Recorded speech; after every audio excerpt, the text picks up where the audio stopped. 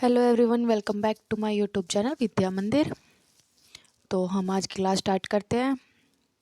हमारा आज का फर्स्ट क्वेश्चन है। तो हमारा फर्स्ट क्वेश्चन है, प्राचीन भूगोल में क्षेत्र की अवधारणा को सबसे पहले किसके द्वारा पोस्ट किया गया था। क्या कह रहा है कि जो प्राचीन भूगोल में क्षेत्र की अवधारणा को सबसे पहले किसके द्वारा पोस्ट किया गया था। In ancient geography the concept of regions was first postulated by whom.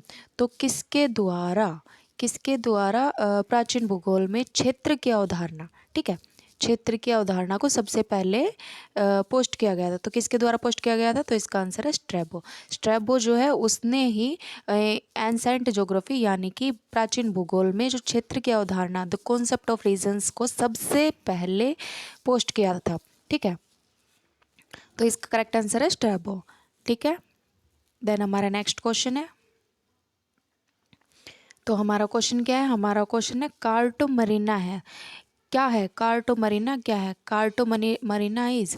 तो जो कार्टो मरीना है इसका आंसर क्या होगा कि a map of America prepared by Waldseemuller, ठीक है, वर्ल्ड सिमुलर द्वारा तैयार किया गया अमेरिका का नक्शा।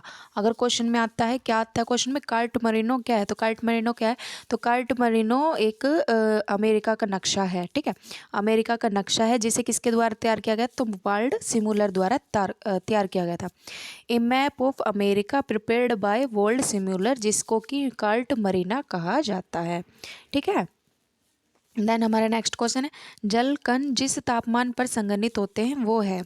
क्या कह रहा है, जो जल कण है वो जिस तापमान पर संघनित होते हैं, ठीक है, संघनित होते हैं, तो वो क्या है, the temperature at which water vapours condense is the.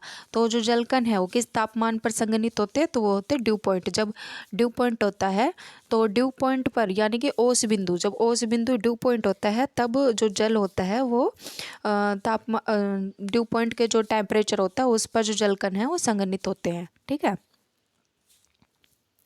तो हमारा नेक्स्ट क्वेश्चन है। तो हमारा क्वेश्चन है, यांत्रिक अपक्षय की तुलना में रासायनिक अपक्षय ज़्यादा प्रभावपूर्ण होता है। क्वेश्चन क्या है, chemical weathering is more effective than mechanical weathering in, ठीक है। क्या कह रहा है कि केमिकल वेदरिंग जो है वो ज़्यादा इफेक्टिव होती है देन किससे, mechanical weathering in, mechanical weathering is. यांत्रिक अपक्षय की तुलना में रासायनिक अपक्षय ज़्यादा प्रभावपूर्ण होता है। इसका आंसर क्या आएगा, इसका आंसर आएगा कूल टेम्परेचर रीजन, शीत शीतोष्ण क्षेत्र, ठीक है, शीत शीतोष्ण क्षेत्र। देन नेक्स्ट क्वेश्चन है। तो क्वेश्चन क्या है, अपवाह तंत्र जो उस क्षेत्र जहाँ की वो पाया जाता है कि ढांचे से संबंधित नहीं है, क्या कहलाता है। क्वेश्चन क्या है, a drainage system which is not related to the structure of the region where it occur is called a. क्या कह रहा है, क्वेश्चन क्या है हमारा, अपवाह तंत्र जो उस क्षेत्र जहाँ की वो पाया जाता है के ढांचे से संबंधित नहीं है, क्या कहलाता है, ठीक है। क्या कह रहा है कि वो अपवाह तंत्र जो कि जिस क्षेत्र उस क्षेत्र का वो है नहीं जहाँ वो पाया जाता है, तो जहाँ से वो संबंधित है तो वो क्या कहलाता है। तो इसका आंसर है, इसका आंसर क्या है, सुप्रीम पोज्ड ड्रेनेज पैटर्न, ठीक है, सुप्रीम पोज्ड ड्रेनेज पैटर्न, अध्यारोपित अपवाह पैटर्न, क्या कहलाता है, सुप्रीम पोज्ड ड्रेनेज पैटर्न यानी कि अध्यारोपित अपवाह पैटर्न, ठीक है। नोट कर लो सभी क्वेश्चंस इंपॉर्टेंट है। और अगर आप मेरी क्लास को फर्स्ट टाइम अटेंड कर रहे हो, फर्स्ट टाइम इस वीडियो को देख रहे हो, तो प्लीज़ चैनल को सब्सक्राइब और बेल आइकन पर क्लिक करना ना भूलें, ठीक है, जिससे कि आगे मेरी जो भी क्लास वीडियो होगी उसका नोटिफिकेशन आपको मिल जाएगा। और जो भी इंपॉर्टेंट क्वेश्चन होंगे जिसकी वीडियो मैं बनाऊंगी वो आप सभी को प्रोवाइड हो जाएगी। तो हमारा नेक्स्ट क्वेश्चन है, हमारा नेक्स्ट क्वेश्चन क्या है।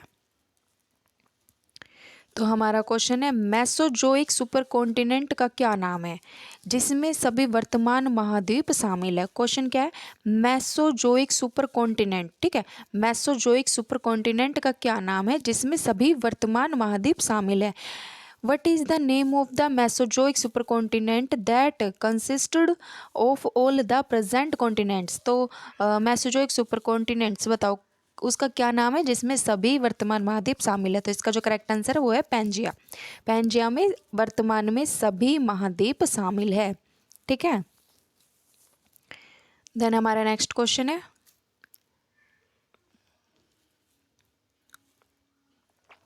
देखो कोई क्या क्वेश्चन है, भूगोल में विधि विषयक दृष्टिकोण किस पर बल देता है। क्या कह रहे हैं, जो भूगोल में विधि विषयक दृष्टिकोण किस पर बल देता है। Nomothetic approach in geography emphasise upon, तो किस पर बल देता है, तो इसका करेक्ट आंसर है लॉ मेकिंग स्टडी, कानून निर्माणक अध्ययन।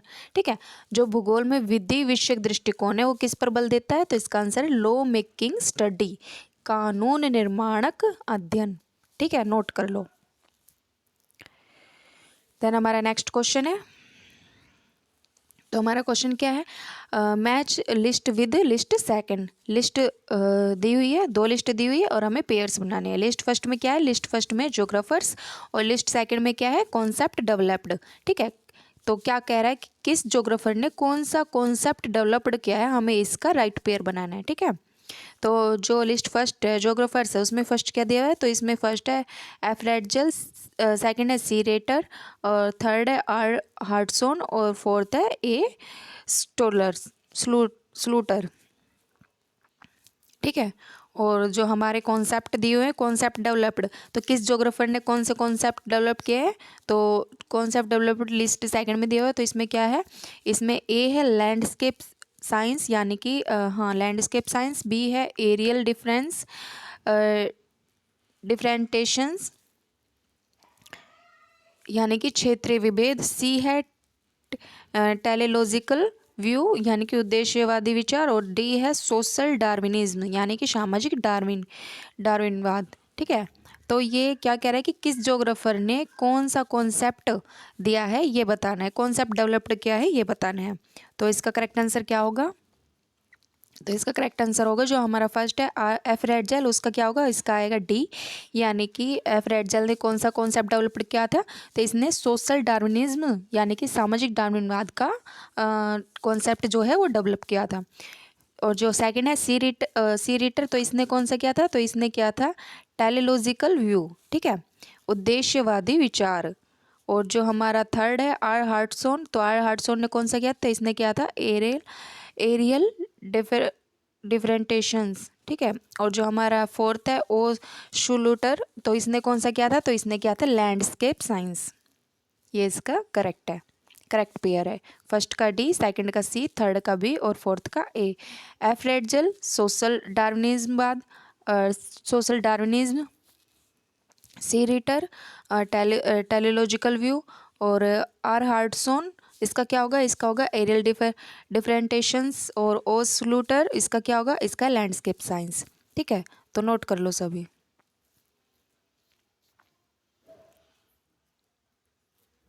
देन नेक्स्ट क्वेश्चन है, क्वेश्चन क्या है, कौन भूगोल के आत्मा और उद्देश्य के आमूल परिवर्तन के लिए जिम्मेदार है। क्या कह रहे हैं, which among the following was responsible for the radical transformation of the spirit and purpose of geography. क्या कह रहा है कि कौन भूगोल के आत्मा, ठीक है, भूगोल के आत्मा और उद्देश्य के आमूल परिवर्तन के लिए जिम्मेदार है, तो वो कौन है, तो वो है क्वांटिफिकेशन। ठीक है, मात्रात्मक क्रांति। भूगोल के आत्मा और उद्देश्य के आमूल परिवर्तन के लिए जो जिम्मेदार है, इसका आंसर क्या होगा, क्वांटिफिकेशन यानी कि मात्रात्मक क्रांति। ठीक है, देन हमारा नेक्स्ट क्वेश्चन है, तो हमारा क्वेश्चन क्या है, हमारा क्वेश्चन है आर्थिक विकास, यहाँ पे आर्थिक आएगा, आर्थिक विकास का क्षेत्रीय असंतुलन किस कारक से काफ़ी हद तक प्रभावित होता है। क्वेश्चन क्या है, regional imbalances of economic development is largely affected by which of the following factor.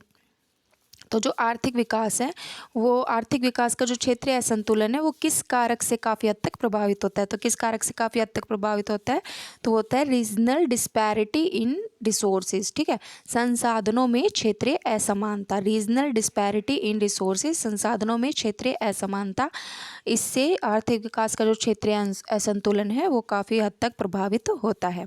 ठीक है, संसाधनों में क्षेत्रीय असमानता, नोट कर लो। देन हमारा नेक्स्ट क्वेश्चन है, और ये हमारा आज का लास्ट क्वेश्चन है। तो हमारा क्वेश्चन क्या है, हमारा क्वेश्चन है डेसीमेट्रिक मैप कोरोप्लेथ मैप का एक अत्यंत संस्करण है क्योंकि यह प्रभावी रूप से का प्रतिनिधित्व करता है, यहाँ पे निम्नलिखित था, ठीक है, ऑप्शन ए हुए थे, बट मैं ऑप्शंस नहीं लिखती, मैं डायरेक्ट आंसर लिखती हूँ आपको, वरना लिखने में काफ़ी लेंथी हो जाता है ना, इसलिए इस वजह से। तो क्या कह रहा है, डेसीमेट्रिक मैप कोरोप्लेथ मैप का एक उन्नत संस्करण है क्योंकि यह प्रभावी रूप से निम्नलिखित का प्रतिनिधित्व करता है। क्वेश्चन क्या है, dasymetric map is an improved version of choropleth map as it effectively represents the following. तो इसका करेक्ट आंसर क्या होगा, तो इसका आंसर होगा the homogeneity and rapid change, ठीक है, एक रूपता और तेजी से परिवर्तन। जो डेसीमेट्रिक मैप है वो कोरोप्लेथ मैप का एक अत्यंत उन्नत संस्करण है क्योंकि यह प्रभावी रूप से एक रूपता और तेजी से परिवर्तन का प्रतिनिधित्व करता है। The homogeneity and rapid change, ठीक है, the homogeneity and rapid change, ठीक है, नोट कर लो सभी, वेरी इंपॉर्टेंट क्वेश्चन है।